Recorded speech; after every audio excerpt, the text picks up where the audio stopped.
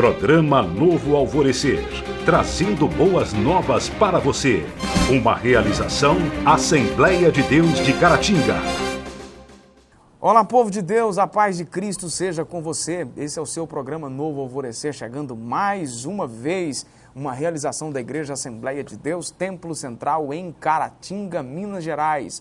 Você que nos acompanha pela TV, aqui na região da nossa cidade, ou pela internet, que Deus te abençoe abundantemente no nome do Senhor Jesus. Programa Novo Alvorecer de hoje, um bate-papo especial com o conteúdo da lição de escola bíblica dominical, onde nós estaremos fazendo aqui uma rápida abordagem sobre mais uma parábola que Jesus contou. Na verdade, no programa de hoje nós estaremos abordando aqui dentro do mesmo assunto, 3 parábolas com o mesmo sentido. E você é o nosso convidado especial a continuar nos assistindo aí, para nós crescermos juntos na graça e também no conhecimento da palavra de Deus. Um rápido intervalo, rapidinho mesmo, e a gente volta já.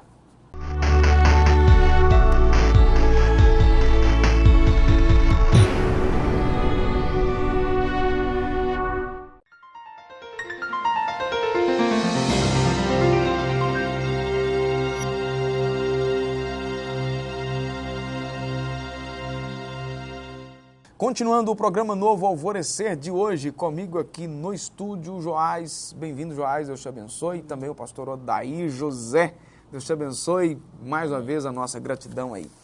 A lição de hoje é a lição de número 5, que nós estaremos estudando neste próximo domingo, dia 4 de novembro de 2018. O tema é Amando e Resgatando a Pessoa Desgarrada. Lucas capítulo 15, versículo 7 é o texto áureo da nossa lição, que diz: digo-vos que assim haverá alegria no céu por um pecador que se arrepende, mais do que por 99 justos que não necessitam de arrependimento. A verdade prática diz que Jesus é o bom pastor que deu a vida para resgatar suas ovelhas, as quais estavam desgarradas e distantes de Deus. O texto que nós estaremos trabalhando hoje é Lucas capítulo 15, do versículo 3 até o versículo 10. Recomendo você, tanto que conhece o texto e principalmente você que não conhece o texto, que faça aí a leitura para que você tenha condição de acompanhar aí o nosso raciocínio, o nosso rápido bate-papo aqui no programa. Uma coisa que a gente sempre tem dito aqui é que o programa Novo Alvorecer, com esse conteúdo que a gente passa aqui da escola dominical, em 2 dias durante a semana, dos 5 programas que a gente tem, a gente dá apenas uma pincelada no assunto, mas é importante que você participe da escola bíblica dominical aí na sua igreja. Você que mora aqui no centro ou nos bairros próximos ao centro da cidade de Caratinga, procure aqui na sede da nossa igreja, Assembleia de Deus, Rua Princesa Isabel, 52. Ou você que nos acompanha pela internet, aí na sua cidade, bem pertinho da sua casa, no seu bairro tem uma igreja também, onde você vai ter oportunidade de participar e aprender da palavra de Deus. Vamos lá então, senhores. O que levou Jesus a apresentar a parábola da ovelha perdida, a parábola da dracma perdida e a parábola do filho pródigo, antes de dirigir-se novamente aos discípulos no próximo capítulo, foi a insensata murmuração dos fariseus e dos escribas, exposta nos 2 primeiros versículos de Lucas 15, mostrando o quanto eles eram ignorantes do verdadeiro propósito da missão e do ministério de Jesus. Então, só resumindo aqui, Joás, para você começar, Jesus propôs então essas 3 parábolas, não é que tem o final aí com o mesmo sentido, por causa da insensatez e a falta de conhecimento aí, e a murmuração tanto dos escribas quanto dos fariseus. E em resposta a isso, Jesus vai contar essas parábolas para mostrar como Deus é bom, né? E misericordioso, né? E longânimo, né? E muitas das vezes Ele mesmo vai em busca daquele que se perde, né? E Jesus vai mostrar isso através dessas parábolas, né? E aí? Nós estávamos conversando antes de começarmos o programa, que Jesus aqui ele não ditou um conjunto de regras, né? Não trouxe exatamente mostrando para os religiosos que aqui não há regras, né? O que há aqui é em evidência o grande amor de Deus em busca do perdido. Isso é glorioso. é maravilhoso. Verdade. Então vamos lá. Interpretando as parábolas da ovelha e da dracma perdida, vai ser resumido aí dentro desse mesmo tópico. Primeiro sobre a ovelha perdida, que essa parábola também fora contada em outra ocasião, conforme o texto de Mateus 18, versículo 12. Ela ilustra a busca pelo perdido. Uma ovelha perdida é um símbolo do descuidado e desatento pecador que anda sem rumo e se afasta totalmente de Deus, inclinando-se para o pecado. Aí o comentarista vai mais adiante, mais duas fraçõezinhas do texto aí, ó, daí. Nenhuma criatura se distrai mais facilmente do que uma ovelha. Nenhum é mais incapaz de encontrar normalmente o caminho de volta para casa. Essa parábola, então, nos constrange pelo valor não nos constrange pelo valor da ovelha, mas pelo amor evidenciado na atitude do pastor. Odaí. A ovelha não tem noção do perigo, né? O autor deixa claro aqui, né? Ela não sabe ela não tem noção, não sabe se proteger, não tem noção da força do seu predador. E, por outro lado, nós vemos aqui a forte expressão do amor desse pastor que, sem medir os erros da ovelha, né, se dispõe a procurá-la, né? Então, assim, a ovelha é um animal tão insensato na questão de se proteger, ou tão sem falta de noção, que em alguns determinados momentos, ela mesma, né, ela procura a destruição e pode levar todo o grupo de ovelhas a praticar a mesma ação. Aí cabe a ação contrária do pastor em buscar a ovelha e acabar segurando as demais, né? E protegê-la, né? Proteger. E aí, Odaí?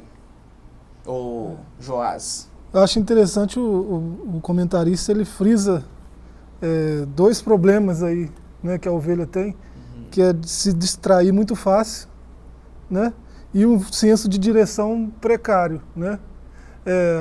Uma ovelha perdida, ela não só tem pouca capacidade de encontrar o caminho de volta, como também tem uma grande capacidade de se distrair com as coisas em volta, né. Talvez por isso, né, o pastor que conhece tão bem a ovelha, ele se empenha tanto em encontrar essa ovelha que está perdida, né, e trazê-la de volta para o seu aprisco, porque ele sabe das dificuldades dela, né? Ele tem uma empatia pela ovelha, né? É por isso que ele se desprende e faz o máximo de esforço para ir em captura dessa ovelha. Né? Eu queria frisar também, o comentarista não fala aqui, mas no seu livro de apoio, né, um texto de Jeremias 23, onde ele chama a atenção, né, tem lá um ai. Né, você sabe quando a Bíblia, os profetas começam com ai, né, o negócio um alerta, né? E lá no primeiro verso de Jeremias 23 ai dos pastores que destroem e dispersam as ovelhas. Já pensou? Ele começa assim, ai dos pastores que destroem e dispersam as ovelhas do meu pasto, diz o Senhor. Né? Então é um alerta muito grande para os nossos dias. Para aquele que né? faz o trabalho invertido, né? Nós devemos nos preocupar em agregar, em trazer para o aprisco. Né? Devemos ter cuidado para não dispersar, porque dispersando a gente acaba destruindo. Né? Vamos lá, sobre a dracma perdida, para ser melhor compreendida, então essa parábola precisa ser lida à luz das outras duas, que é da ovelha perdida que nós estamos falando, e também a do filho pródigo. Deus é comparado, então, na parábola da dracma perdida, com a mulher que se preocupa em procurar o que se perdeu. Quando ela encontra, reúne as amigas, pede que se alegrem com ela da mesma forma. Então disse Jesus que há júbilo diante dos anjos de Deus por um pecador que se arrepende. Joás.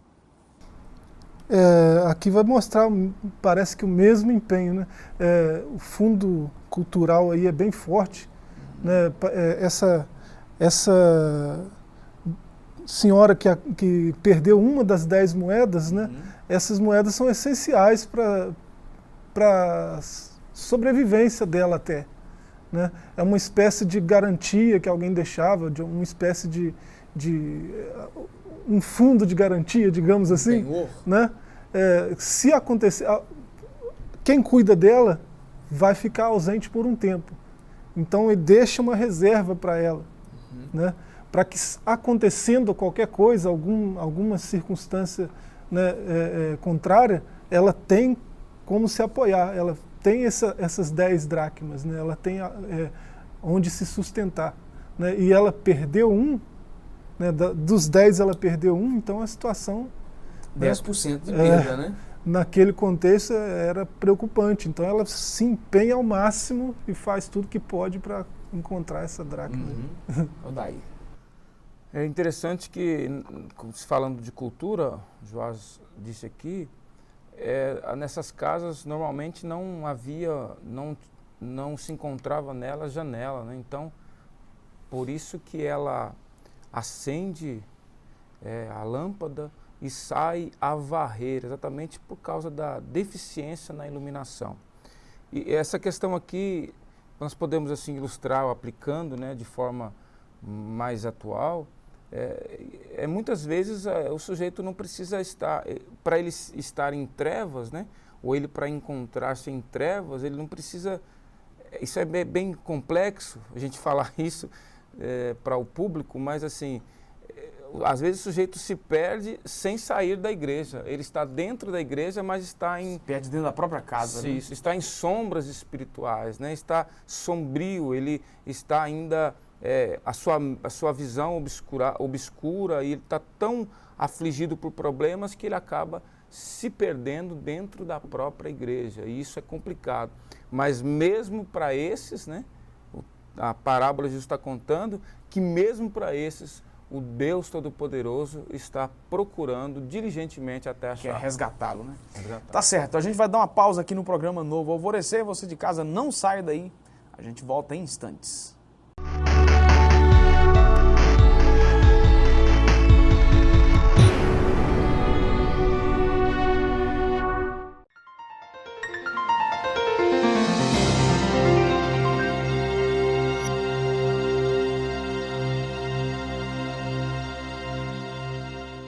Continuando o programa Novo Alvorecer, agora para o segundo tópico da nossa lição, precisamos buscar quem se desgarrou, é o título que o autor coloca para esse segundo tópico, e ele inicia bem aí fazendo uma referência ao texto, que a vontade de Deus é que todos os homens sejam salvos.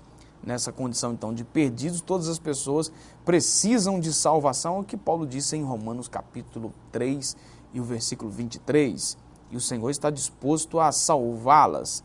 Contudo, apenas serão salvas as que aceitarem a Jesus e reconhecer a sua condição pecadora. Joás. Isso é muito importante, né? Reconhecer a situação que você está não é algo tão simples assim, né? É um negócio complexo, né? Se a gente olhar para essa senhora aí da dracma, por exemplo, né? Quando num ambiente de pouca luz, você não identifica a sujeira, né? Pouca luz. Então, aí caiu uma dracma ali no meio da sujeira, não vou achar. Tem que se tomar uma atitude, tem que ter uma disposição para mudar a situação.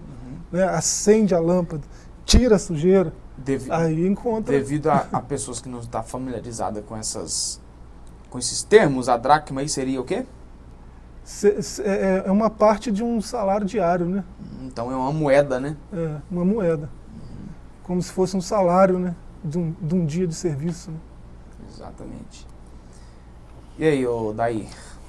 Se arrepender para um adulto, como disse o Joás, é algo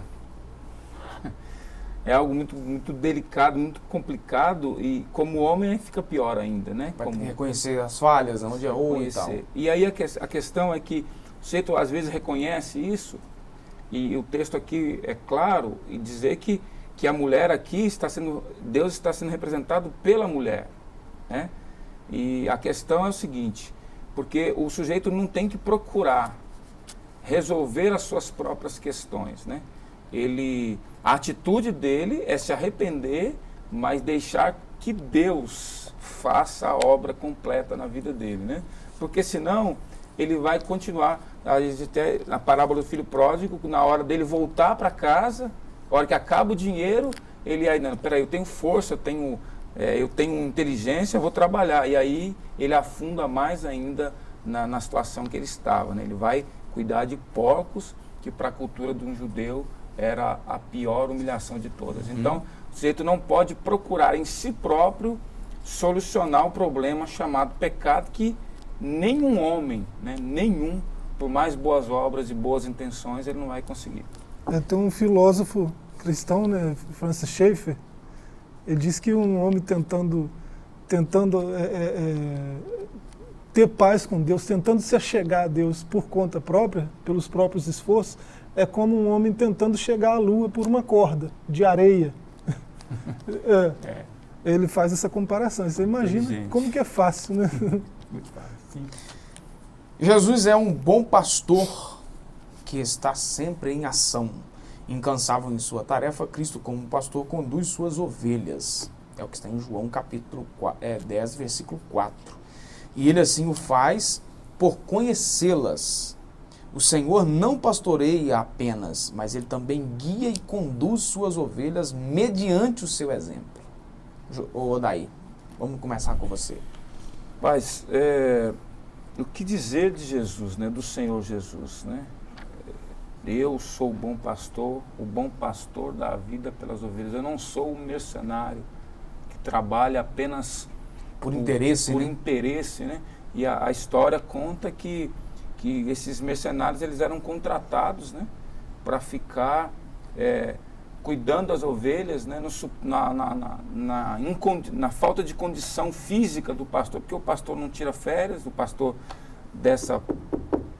da cultura judaica, ele não tirava férias, ele estava presente, porque sem a presença do pastor, a ovelha não come, a ovelha não bebe, a ovelha não descansa. Ela está tão familiarizada com o pastor que ela não consegue fazer nada sem a presença do pastor.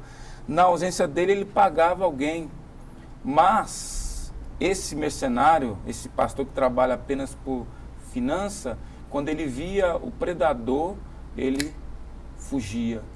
Ele não estava nem aí com o que iria acontecer com o rebanho. Mas Jesus não. Jesus, ele dizia, se for preciso, ele deu, né? Claro, mas na condição do bom pastor, ele enfrentava os predadores, né? E não deixava elas serem tomadas, né, como presa fácil. E Joás? É isso, Jesus, o processo de salvação é tão de Deus que ele começou, né? E ele providenciou os meios para que acontecesse, né? E Jesus, ele é a encarnação disso, da salvação. Ele é a salvação em pessoa. Né? Zacarias, quando teve ele nos braços, menino ainda, falou, agora o Senhor pode despedir em paz, porque os meus olhos viram Yeshivá, a salvação do Senhor. Os meus olhos viram a salvação do Senhor. Então ele estava segurando a salvação em pessoa. E quando se diz encarnação, é uma palavra meia turbulenta para a questão, né? Mas a encarnação é exatamente exatamente se fez isso. Carne, isso. Né? Ele se tornou carne, né? Se tornou homem exatamente para expressar o grande amor de Deus. Isso é maravilhoso. É o que Paulo diz em Filipenses 2, né? Que se fez homem. Não é? Resgatando então a ovelha desgarrada, para a gente fechar aqui. Essa ovelha acaba sendo desgarrada e faz pelo fato de que ainda não está firme e precisa encontrar meios para estruturar sua fé, evitando que se afaste das demais. Os meios, no comentário aí está citado 4 formas de fazer isso, né? Procurar pessoas, se comprometer com elas, envolver ela em atividades, né? E nutrir com a palavra. Isso aí contribui para a boa saúde dessa ovelha. Para criar estrutura, né? Então o discipulado, ele é totalmente, ou ele é indispensável, né, para que essa ovelha, como disse com propriedade Joás aqui, nos 4 tópicos aqui, o discipulado é indispensável para essa ovelha permanecer e ainda dar fruto para a glória do Senhor Jesus. Ok. A gente vai dar a última pausa aqui no programa Novo Alvorecer e a gente volta em instantes.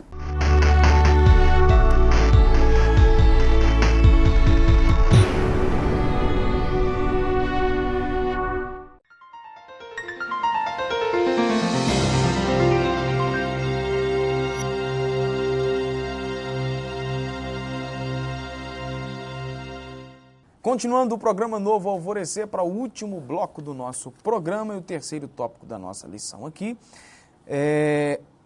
Nós falamos anteriormente aí do Deus que está à procura, né, da ovelha desgarrada. Quando isso acontece, há festa no céu. É o que diz a palavra de Deus.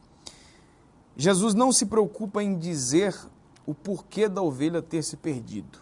Ele não está preocupado se ela é uma ovelha rebelde que gostava de fugir. A preocupação, então, do pastor é encontrar essa ovelha. Ele contou essa história para mostrar o quanto ele está à procura da ovelha perdida. E nós temos, então, de entender que sem arrependimento dessa ovelha rebelde, será impossível salvar-se e ficar firme com Cristo. Vamos lá, Odaí. É interessante porque Jesus nos apresenta o amor de Deus segundo a graça de uma forma, Deus não soma nem crédito e nesse caso aqui Deus também não está olhando os débitos, né? O termômetro do bom pastor para ir em busca da ovelha não foi o que ela praticou, mas é o próprio sentimento do pastor. O amor dele. O amor dele. E a gente aprende muito aqui que às vezes a gente se encontra, pastor Adilson, que alguém que parou na caminhada e a pergunta normal que se faz é: por que que você parou? E essa pergunta está muito errada. Por quê? Porque quando se pergunta por que que você parou, a pessoa lembra exatamente dos problemas, das palavras, das circunstâncias que fizeram que a sua fé desfalecesse. A pergunta correta que deve ser feita é: você se lembra quando você estava na presença do bom pastor? Você se lembra o dia que você teve encontro com Jesus? Você se lembra dos momentos de alegria? E aí vai trazer ao coração daquela pessoa Arrependimento, né? Arrependimento e desejo de tornar a casa do Pai, que é o desejo do coração de Foi Jesus. o que aconteceu com o pródigo, né? Ele se arrependeu. Sim, sim. E no caso da ovelha aí, o arrependimento acontece no momento em que ela olha o pastor, né? O pastor, ele deixa as 99 lá e vai atrás daquela uma, né? Que amor. Ela está distante, ela está perdida, ela está assustada, está, né, longe de casa. E a gente não sabe se ela está arrependida ou não, mas no momento que ela vê o pastor, com certeza o que ela quer é o pastor de volta, sim, é estar perto dele de novo, né? Então, nós, enquanto igreja, a gente deve contribuir para o arrependimento de outras pessoas, né, de ovelhas desgarradas. Em qual sentido? Mostrar Jesus nas nossas atitudes. Eles têm que olhar para nós e ver um pastor, sim, amável. Elas têm que ver Jesus em nós, né? Isso vai despertar alguma coisa nelas, quem sabe o arrependimento, né? E vão querer estar perto de Jesus de novo. Isso aí. Vamos lá. Deus está sempre disposto a perdoar. Não há pecado que Deus não possa, se verdadeiramente estivermos dispostos ao arrependimento e ao pedido de perdão. Na parábola, então, que estudamos, na primeira, lemos que Jesus diz que o pastor colocou a ovelha nos seus ombros e a carregou. É o versículo 5. Provavelmente isso seja necessário porque a ovelha caminhou demais, está cansada e talvez tenha se machucado no caminho que percorreu para longe do seu pastor. Joás. Deus ele tem essa disposição, né? Sempre de perdoar, né?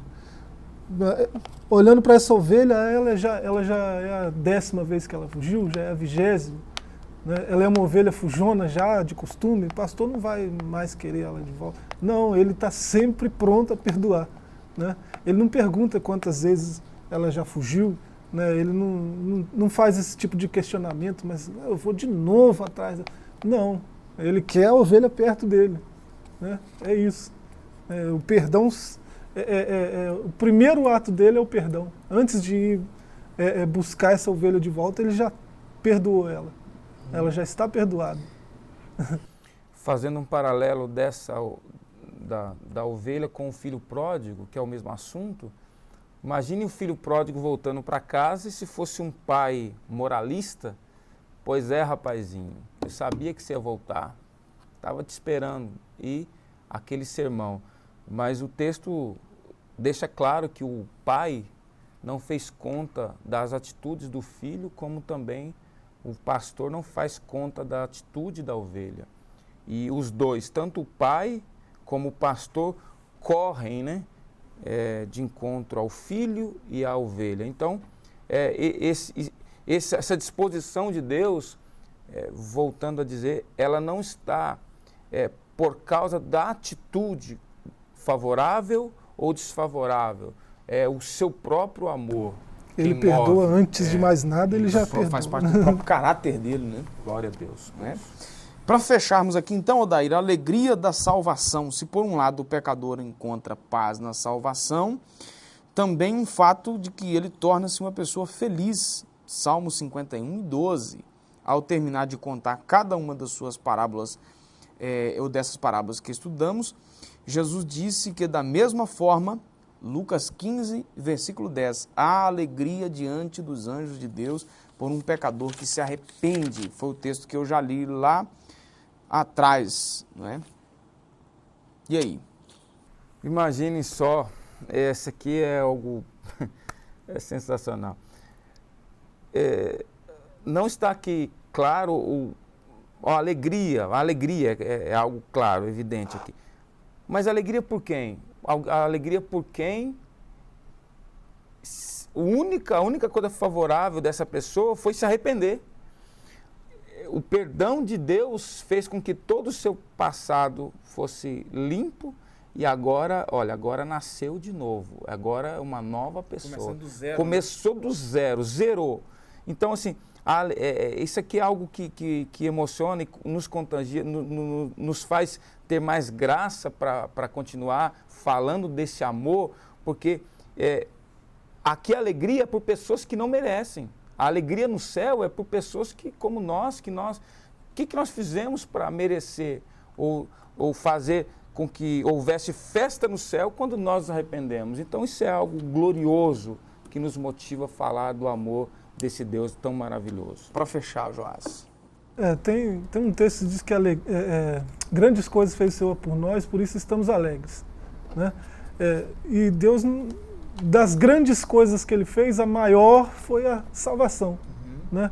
O texto de Salmo é citado aí, torna a dar-me a alegria da salvação, né? O salmista, depois de ter pecado, né, um pecado terrível, ele queria de novo a salvação, que a salvação ia trazer alegria de novo, né? Ele se alegra na salvação de Deus, né? Por isso que a alegria do Senhor é a nossa força, né? Porque somos salvos nele. Neemias. Isso. Tá certo. Joás, obrigado. Pastor Odair, obrigado. Deus te abençoe. Você de casa também, a nossa gratidão por ter nos acompanhado mais uma vez. Fica aí o nosso convite para você participar conosco de um de nossos cultos aqui no nosso Templo Central, toda terça, quinta e domingo, às 19 horas. Eu vou ficando por aqui, que Deus te abençoe e até o nosso próximo encontro, se Ele assim nos permitir. Programa Novo Alvorecer, trazendo boas novas para você. Uma realização Assembleia de Deus de Caratinga.